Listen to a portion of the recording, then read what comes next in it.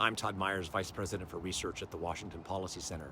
You know, the taxpayers of Washington are spending hundreds of millions of dollars on subsidies for EV chargers like these and to help people buy electric vehicles. Now, the claim is that these huge sums of money will help reduce Washington's CO2 emissions.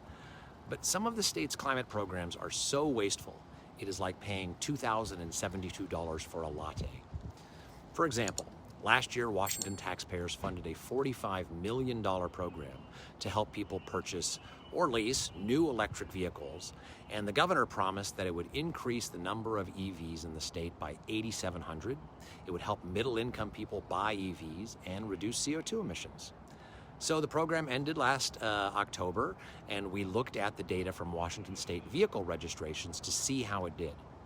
And what we found was that the program was incredibly wasteful and ineffective. Three things stand out. First, the program increased EV sales by about half of what was promised. That's only 4,800 cars, not the 8,700 that were promised.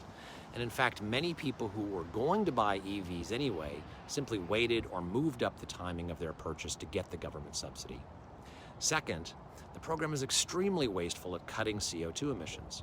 For $45 million, we cut the equivalent of 0.03% of transportation-related CO2 emissions for just 1 year. 0.03%. Again, that's like paying $2,072 for a latte.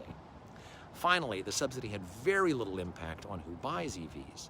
Before the subsidy, the average household income for the zip codes where people purchased EVs was $122,000. When the subsidy was offered, it was $118,000, virtually unchanged. These numbers show that the program not only wastes taxpayer dollars, but it doesn't even reduce CO2 emissions using the state's own data. Despite that, Governor Inslee's proposed budget actually increased spending for the program to $62 million. That would be an incredible waste.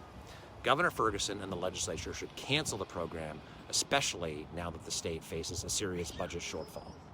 So you can read our whole report about the state's failed EV subsidies and more of the problems we face more of the problems we uncovered at washingtonpolicy.org. And make sure to share this video with your friends so we can expose more of these wasteful programs.